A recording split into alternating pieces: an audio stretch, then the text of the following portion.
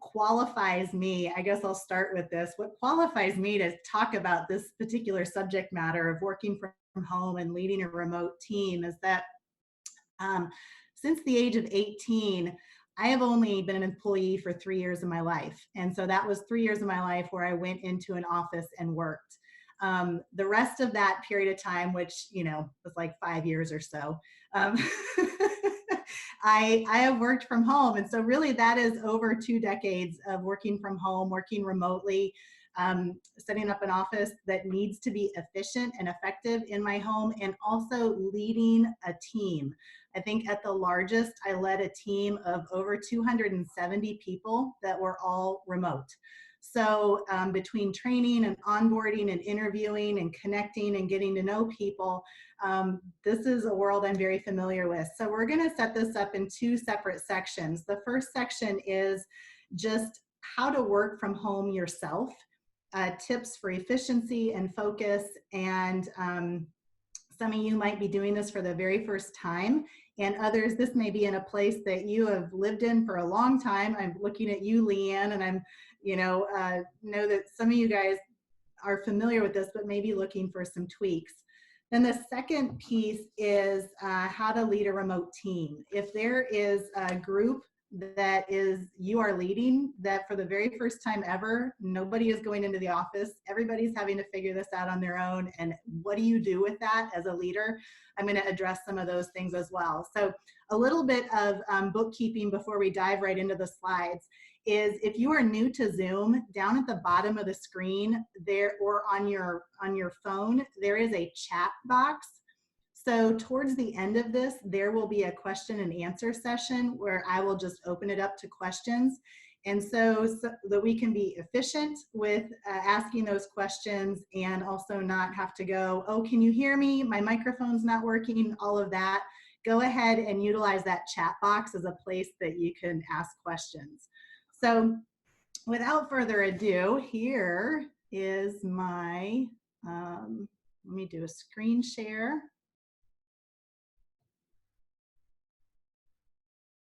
And all right, can everybody see this? Fantastic. So very simply, some tips from working from home. Why this is really critical right now. I read an article earlier this week that talks about what happens neurologically with our brain when we are stressed. And it talked about it from 2 different perspectives. Number one, when there is a low level of stress that is seen as a healthy level of stress, our brain gets kicked into a mode of curiosity and problem solving and sort of interest, and is stretched into a place where we try to solve the problem, and it's a very good place to be.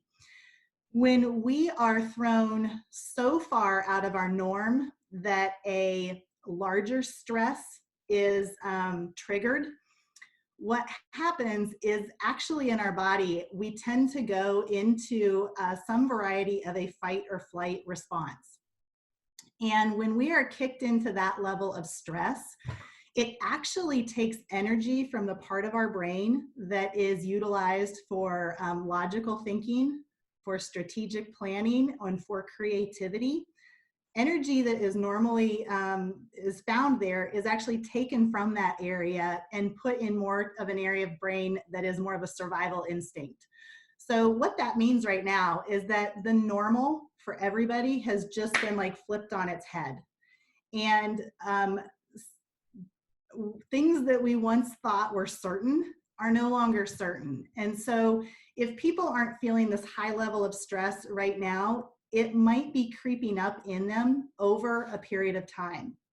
So these are some tips that an individual can do to help them stay focused at home. So the very first, it's simple, but create a workspace where you can focus. Oftentimes people think that this needs to be a desk. I have to tell you, within my spirit and how I work, I find that the best place for me to work sometimes is in an oversized, comfy chair, or is at a dining room table where I can spread out. So be willing to think outside of the box of what your workspace might look like. For some, it really might need to have a door. I know some people that they have gone into their master walk-in closet and they bring a folding table and a chair and they sit in there because it can remove them from the chaos of the home. Their kids can't really find them.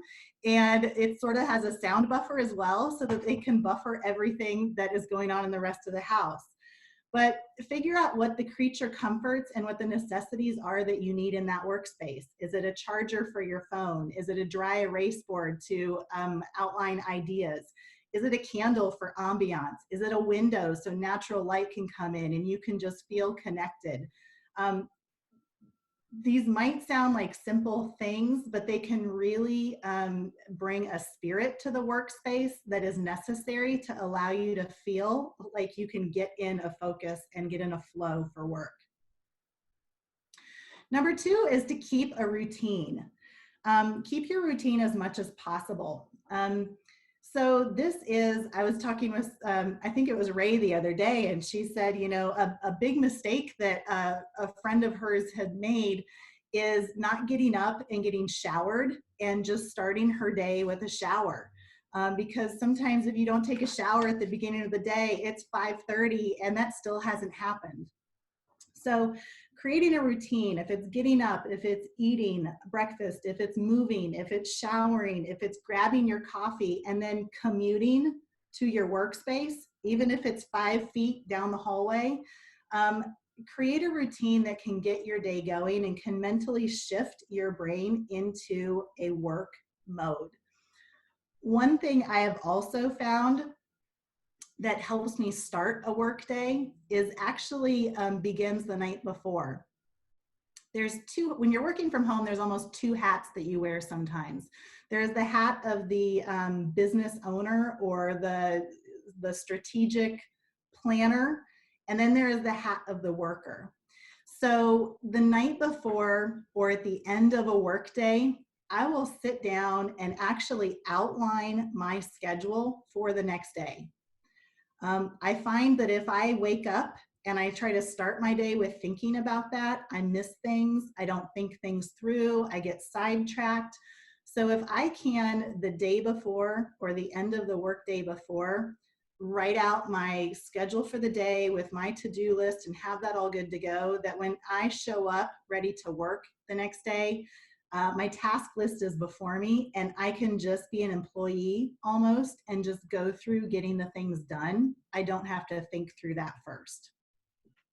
Other things that play into the routine are keeping your meeting schedules. If you're used to connecting with a fellow coworker or members of your team about certain projects, try to keep that regularity as much as possible. If it's scheduling a phone call, if it's scheduling a webinar, those connections will actually help to give structure to your day. And then also, I'm seeing something in the chat, and I don't know if that's for me right now, or Lexi, can you look at that and let me know if it's for me right now? Keep break schedules. If it's 10:30 in the middle of the morning just to go get a second cup of coffee, or if it's I need to take a walk outside around the block just to get some fresh air because I'm used to stepping outside for 10-15 minutes at work just to kind of take a break. Do those things. And other schedules that are important to keep are simply like lunch. If you're used to going out and grabbing lunch with somebody, how can you virtually create that? Can you set up a Zoom and say at 11:30, let's sit down, let's eat our lunch together, let's talk about what's going on in the day, just to keep that schedule and that connectivity happening. Oops. There we go. Next is to set your daily intention. Well, I think I once heard somebody say that in a workspace, in an office environment, with the interruptions and with that take place and with the meetings that happen and with travel time that might happen between appointments, it's not uncommon in an 8-hour workday for only 3 hours of actual work to be done. So when you are working from home, That sometimes we equate getting work done with a number of hours that we are working. And that equation may not be equal in this shift. You might find that at home you're getting interrupted more, or you might find at home you're getting interrupted less. So you are able to focus and get things done. But with setting your daily intention, I think about this as a win. What is my win for the day? What is my win for the morning?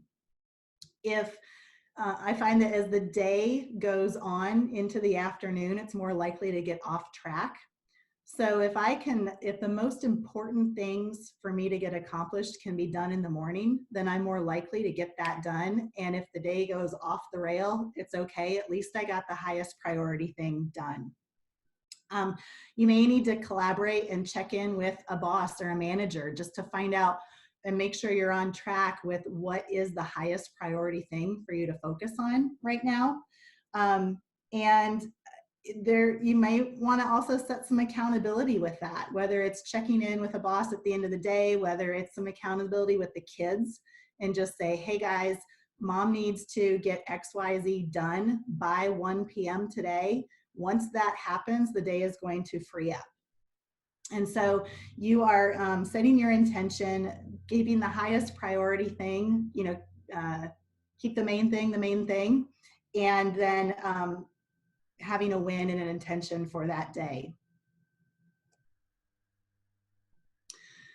Another tip that's helpful is to focus on small blocks of time.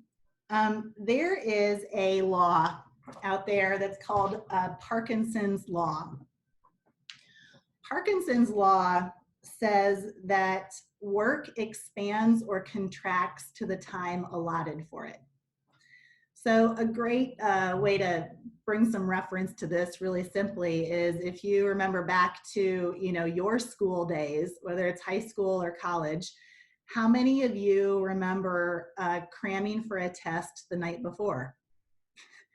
How many of you remember waking up at 5 a.m. one morning to write a paper that was due at 11 o'clock that day? Okay.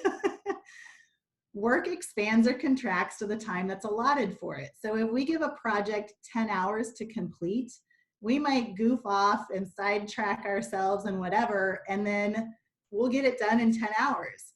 But if we give ourselves 2 hours to get it done, then the goofing off, we don't have time to do that. We've got to buckle down and get it done. So one thing that I will do in scheduling myself for the next day is I will make a brain dump, just dump everything out that is on my brain of what it is that I need to do for the next day or for the next week.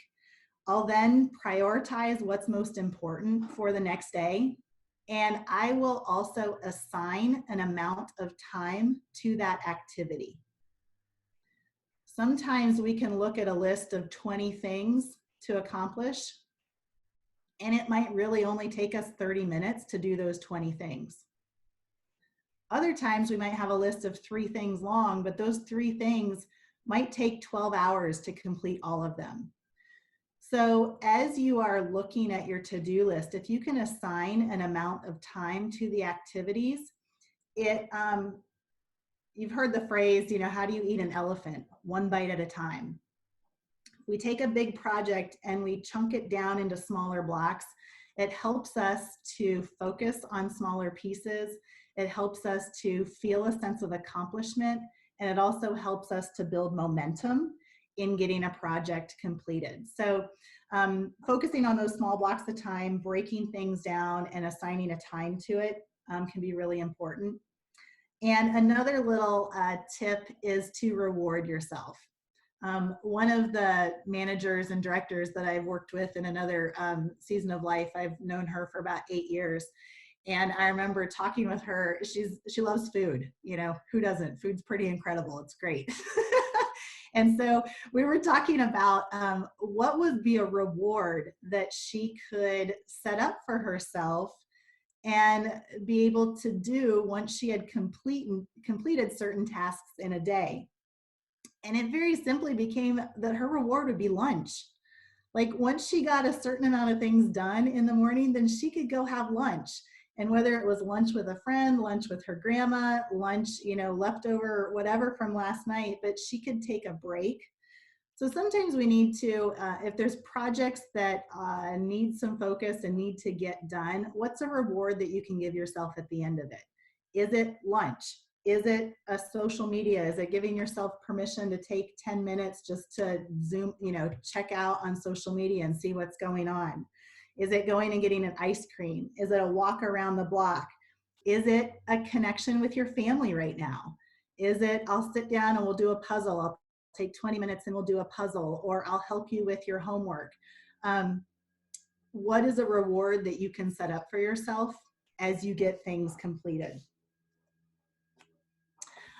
Building momentum, we kind of talked about this a little bit, but another part of building momentum is just minimizing your distractions. And this can involve enrolling your family.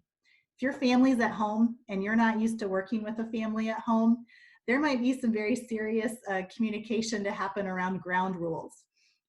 One of my mentors, who I love and respect, and she has a very great relationship with her 3 daughters, but she had 3 young girls that she would need to tend to and manage around while working and building a multi-million dollar business from home.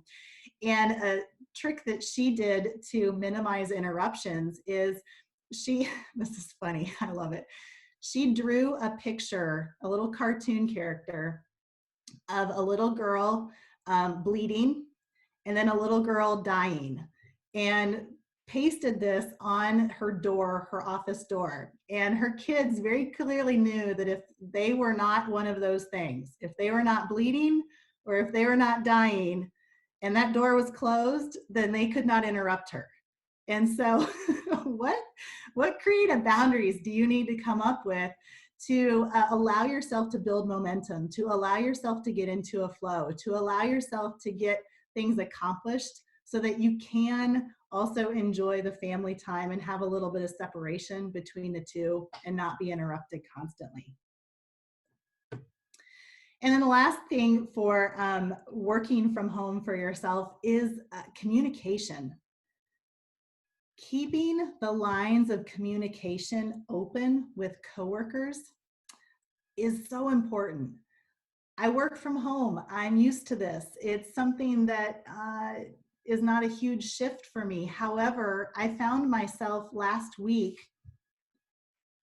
spending a face-to-face appointment with somebody, and after we had our coaching appointment, I just needed 20 minutes just to chat and get out what was on my mind. And if people are used to doing that every single day and they're taking them away from an office environment where that can casually happen, there is a level of withdrawal that they are experiencing that they might not realize. So communicating and keeping chat lines open. It might be teaming up with another coworker and saying, hey, let's just have an ongoing text go on, or let's call each other at the beginning of the workday to know that we're both locked in, we're ready to work. And then let's connect at the end of our workday just to go through what we've accomplished and have some sense of accountability and a buddy. It might be creating games to keep you focused, you know, with another person. My background is sales, and I remember going into a sales office and myself being in one office, and then down the hall around the corner in another office was another sales rep making phone calls, and we would each make 10 calls and then check in with each other, then each make 10 calls and check in with each other. And those competitive juices were allowed to flow and spurred both of us on towards accomplishing things that we needed to accomplish. And it could also be just creating a you know, any other sort of interaction that you need with people. If it's you know, well, actually, I'll save that for the how to lead a remote team. So, so those are kind of my tips for individually working from home. And some of this may not be there we go. Some of that may not be a surprise to you or rocket science, but it might be a good litmus test to go back and just say, what are 1 or 2 things I could change or implement into my day that could keep me more engaged, could set a better boundary, could allow me to be more focused, and could make my routine more supportive of getting things done. So I want to actually hold questions on this. So if you have a question on something I just shared, maybe go ahead and make a note of it and write it down, or a comment, and then we'll open up for questions for everybody at the end, just so we can get through both of these things. So I want to switch gears a little bit. How to lead a remote team. I realize in sharing this that everybody's remote situation is looking completely different. So if you are a leader and a business owner, and you have something more specific than what I'm going to go through, please reach out to me and we can talk individually about what strategy might be helpful for you in your new quote unquote office environment. So in leading a remote team, my very first point, just to tee up with what I shared at the end of the last section, is communicate. Communicate, communicate, communicate. I believe that when you are working and leading a remote team, you almost cannot over communicate things. If you can start a sentence on a message that you want to make sure that people are getting, and your people can finish that sentence for you, then you're communicating effectively.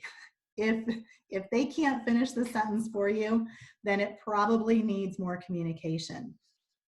Communication in the form of reminding your organization what your overall purpose is right now. Your purpose may have shifted as an organization. You may be pivoting to more of an online virtual environment. You may be, who knows what changes you are going through, but you may be operating in the same purpose that the company was originally designed for, or your purpose may have shifted a little bit. So I find as a coach that sometimes my job is not to tell people how to handle a new situation. Part of my job is to remind people and to remind organizations of who they are. And that lays a foundation and creates a solid platform to be able to pivot from, okay? So it might be really critical to reach out to each individual team or to each individual person within the team that you lead and remind them what their role is. Remind them of how important it is.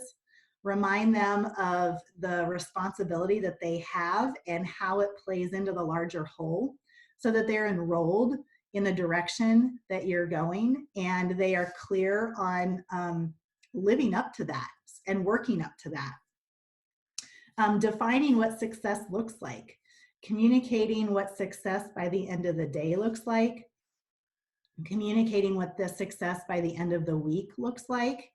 If you can communicate the picture, the finish line that everybody is working towards, then people have clarity and they can probably solve some of their own problems, knowing who they are and knowing where they're trying to get to.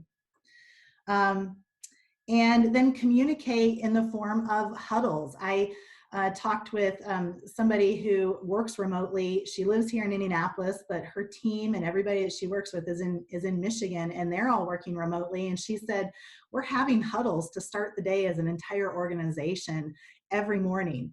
And she said, it's kind of funny and it's kind of goofy, and it just lets us connect and see each other's faces. And even if there's not a ton of new information that's given in each of those huddles, it's communicating things that are important for people to keep at the forefront of their mind in the day. And it's giving them a sense of feeling connected. Next is to empower your team. When we can have our eyes on somebody, sometimes it fills in the gaps and allows us to see what is being accomplished. even if it's not verbally being told. And when we take our eyes off of somebody, we may not trust that that is actually happening. So this is a place as a leader where empowering your team and breathing belief into them can be a critical reminder for yourself and also for your team to make them aware of what they are capable of, to breathe the belief into them that they can do this, breathe belief into them that they are able to solve problems, breathe belief into them that you are believing that they can, there's a certain parameter that they have freedom to trial and error and make decisions on their own to get projects completed. You can reward them for taking action. Any kind of reward that can be done through a virtual connection or through a remote situation, just simply if it's words of affirmation, if it's sending people an email, thank you so much for just doing a stellar job working on your own and navigating your day on your own. Even though we're not seeing each other face to face, I can tell that you're doing great things. What that does is it builds trust and it builds their own confidence in themselves. And so anything that you can do to help bolster somebody's confidence in themselves, they will work more independently. They will go above and beyond on their own, and you will have little independent silos of people really stepping up to the plate and kind of showing what they're made of, if that's an environment that you foster and empower and breathe your belief and your trust into them. Protecting your time is super important. One thing that can happen is when you're in an office, you can shut your door and people can see that you're working on something or you're unavailable. Virtually, you don't have that same luxury. So how can you set that up? Because as a leader, as a business owner, there are certain projects and jobs and responsibilities that you're going to need dedicated time to completing, that if you get interrupted, it can derail some of those things, or you could spend all your day being very reactive to people, and it will take you away from being proactive. So protecting your time in the form of things like daily huddles or weekly huddles for your team. I was talking with a client yesterday and they were talking about scheduling specific office hours that their team could be available to them to come ask questions. Those sorts of structure to a day, it allows you dedicated time to work on jobs. It also allows you dedicated time to be there for the needs of the people that you lead. And when you are not available, sometimes it forces creativity and it forces somebody to solve a problem on their own. And in doing that, it can actually eliminate their need to connect with you about that problem if they just think about it a little bit longer. When I was leading a sales team, I remember specifically telling people in training, I said, there are some things that you might come to me and you might ask a question about. And if I don't answer right away, one of two things is happening. Number one, I'm busy doing something else. And when I get to it, I will answer. Or number two, I know that if you just think on it a little bit longer, you'll be able to come up with the answer on your own. You might know where to go to answer that question. You might know who else you could call on your team to reach out to, so you can get creative and self-sufficient solving that problem. Number 4 is utilizing technology. Now, I hope your desk doesn't look like this because it could really inhibit your ability to focus, but I chose this visual because there are a bazillion different tools out there that can allow you virtual, just different ways to manage people and manage projects virtually. So things like we're using like Zoom. This is a huge tool. The fact that you can record is great. How are you using technology or social media? Maybe, and I know Ray's going to touch on this with her topic coming up in a few weeks, but Is there some sort of communication that you can have on social media that maybe you're used to having at networking events or in person that you can utilize technology for? Many people are on Slack. Slack is a great communication tool for an office, for teams. Voxer is another one that's a great communication for teams and for within an office. So take a look at what, if there's a communication problem or if there's some sort of flow from your regular office environment that is being interrupted, do a simple Google search to see if there's an app, if there's a software, if there's a website that can help facilitate some of that. I know a lot of people use Trello for project management tools. And so there's a variety of stuff out there. I am not the expert on it. I just know that it's available. And so if there's something that's being interrupted to your flow, do a Google search to see what could address and fill in the gaps there. Number 5, have fun. Okay, I'm going to get on a soapbox for a minute about this because I think that it needs to be said. Whether you know it or not, as a leader, your people are looking to you and picking up clues from you about the tone and their mindset in this season. And so if you have some hesitation, if you have some doubt, if you have something that is a really negative and pulling you down, whether or not you are articulating that to your people, they are picking up on it. So I want to encourage you guys to, whether it's fun or another word, to decide on the tone that you want to run through this season that we're in. You are a leader, and it is up to you to lead. And you may have never been in a situation like this before, but you know what? You are equipped. Even if you don't feel like it, believe that you are equipped. You have everything that you need. And so if it's just a spirit of positivity, talk with somebody, get that in check so that you can message that through your speaking, through your emails, through your, talking on the phone with people. If it's, just whatever it is, you have the ability to set the tone. And so get that in check and create that and set the tone for your organization.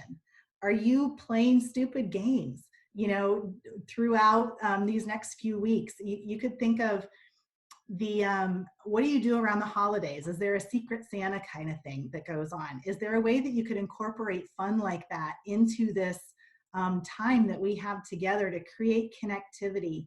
Is there an award that you can give at the end of the day to somebody and make a little video that goes out through email that people get recognized every day? Is there a spirit team that you could assign right now to be able just to check in with people and see how they're doing mental health wise with their positivity? Are they in a situation where they're not getting food, and knowing where their next meal is going to come from is going to be a challenge? Do you have things in place for people to feel like they're having fun, there's a positive tone that's being set, and it's a supportive environment that they are still a part of? You guys think through those things, and it doesn't have to be a big elaborate rollout of a project, but it can, a little thing can make a big difference. And then this last one, I kind of got on the soapbox a bit, but check yourself. Acknowledge as a leader what you can control and think outside of the box as to what some more possibilities could be, and acknowledge yourself what you cannot control. And I think I've found that when a leader can be vulnerable and go, there's some things that I just don't know, but you know what? That's not going to stop X, Y, Z from happening, and we're going to figure this out together. It enrolls people in what you're doing. It builds trust.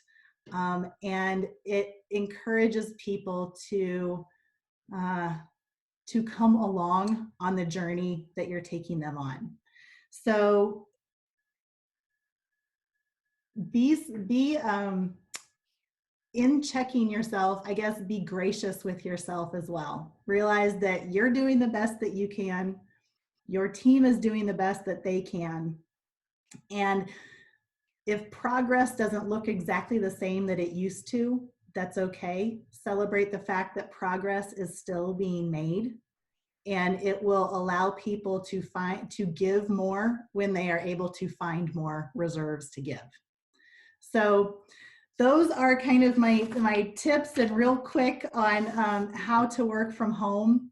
I would love to go ahead and open it up. I know we've got about 10, 11 minutes on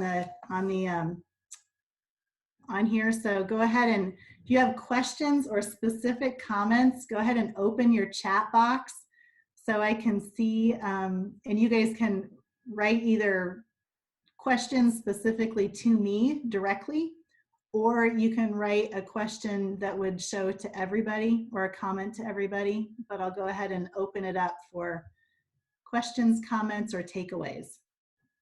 Or what's working for you?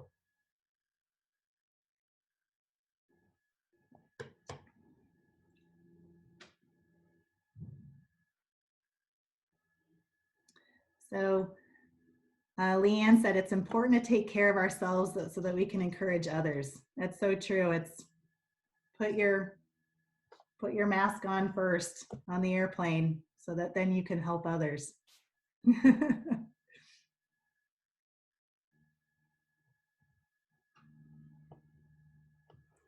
Bob saying, what's working? Setting a strict schedule daily and keeping reaching out to clients and prospects. You know, it's so true. Last week, I felt like I was in a bit of a state of shock on Monday, just kind of trying to understand what was going on, trying to understand what that means for us. And as I talk with more and more people, it's just reassuring to know we're all in this together. Everybody wants to fight to find a way out that's going to be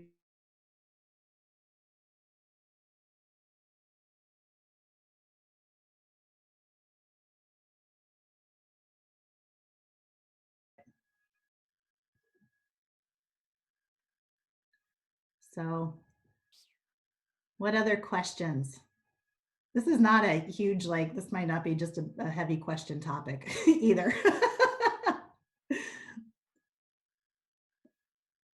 So one thing I'll say is I will go ahead and stay on. I have the slide up to connect with me. If we're not connected on LinkedIn, go ahead and do that. I posted a bunch of videos last week, and I'll continue through this week of just little coaching tips and encouragement and things to maybe check in with yourself about during this time. And if you're dealing with something more specifically than the general information that I shared, and you want to have a conversation to discuss that, please send me an email and we can jump on a phone call and take a look at your specific situation and see as a coach if there's something that I can do to address that. Or maybe if it's doing a virtual webinar like this that's customized for your entire team and for what your organization is going through, I'd also be happy to do that. So Diane says, encourage your team to take breaks throughout the day, go for a walk, exercises, do something they enjoy doing. Absolutely. And Leanne, it's a solid reminder of how to put one foot forward to help others do so as well. Yeah, yeah. I keep on going back to where our world was during 9/11, and also after, in 2008, 2009. And I was, during 9/11, I was an employee. And then during the 2008, 2009, I was a small business owner like I am now. And there was so much going on in the world and chatter that I just didn't have time to consider or listen to on the news because I was too busy working. And that's not bad medicine to get you through crazy times. So, well, I will stop my screen share, and I'll just hang out if Diane or Lexi, if you have anything you want to say to close, feel free. But thank you guys so much for your time. Thank you for engaging. And I hope something that I shared will just be a little key and a little tip that can help you right now. Thank you, Halle. I know for me, even taking the time to do something like this is so important.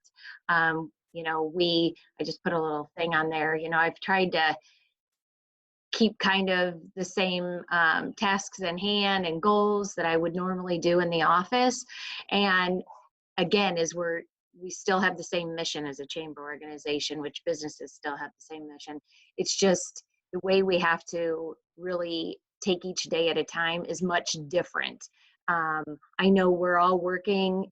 I can only speak for myself, but I've spoken with other folks too. You know, you may have a task at hand that you think, oh, I'm going to have all this time to get something done that, you know, has kind of been on my desk at the office. And Lexi can attest to this too. You know, we've been having lots of conversations with businesses and organizations and addressing all different sort of needs. So again, I love that you saying give yourself a little bit of slack.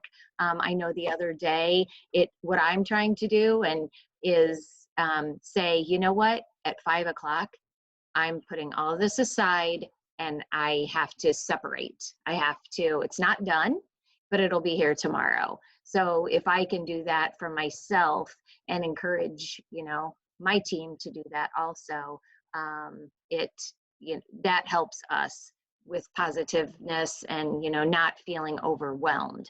You know, I've personally, you know, ask Lexi, are you feeling overwhelmed by this? You know, I think as the leader, having that conversation with your team, because everybody relates to stress differently, is being just very conscious of that. And, you know, there's flexibility. And if you need to take breaks throughout the day and go for a walk, or, you know, take a speed power nap, you know, you need to be able to do that just to take care of yourself. So hopefully leaders are doing that and giving, you know, some flexibility that way. I just want to give a quick another shout out to Halle. When I spoke with you, I can't remember what day it was last week. It was last Wednesday. Okay, last Wednesday, where I said, hey, this is an idea that I want to do. How can we go about doing this? Because we hadn't done webinars before. And just hearing what people's needs are, you know, our role is to give them that information. And the webinars that we're doing are so completely different from one another. And, you know, how can we get that information out to folks? And we have, you know, great chamber members that have that expertise, as I said prior, and I kind of communicated that list with Halle, and we kind of came up with a plan, but Halle really took the run with that and contacted our chamber members specific to those topics that we had discussed that we wanted to, you know, be able to present on. So thank you to Halle. And I know that Shauna has done that for yesterday. Yes, you know, and again, things are evolving quickly. We brought in law experts for Fridays because as legislation is being evolved, we need those people with that expertise to come to the table and help give that information out. So sometimes I feel like we're just, you know, running on fire, you know, trying to get that information. But I greatly appreciate everyone that's helped us do this. You all know it's just Lexi and myself. And so having everyone come together, I personally believe that Boone County and the surrounding areas as a whole and our nation as a whole will be stronger getting through all of this together. We've seen so many people come together, and this is just one part of that. So Halle even offering for you guys to reach out to her on a personal level, please do that. That we're all here to help one another. Thank you, Diane. You're welcome. Thank you, everyone. Be sure to sign up for Fridays. I learned some information already that I didn't know that would even be relevant to a chamber organization. I thought we were exempt from some of those labor laws, and we are not. So, you know, again, it's the unknown, and as much information as we can get, we need to be aware. So if you have businesses, you know, some clients you know, or some family or friends, again, you do not have to be a chamber member to be a part of these webinars. Please call in, because those labor laws are going to be in effect on next week, on April the 2nd. I can't believe next week is April, but it is. And so people need that information to be able to put in to action by April the 2nd. So our role is to make sure that they have that information. Have a good rest of the day. Bye, guys. Bye.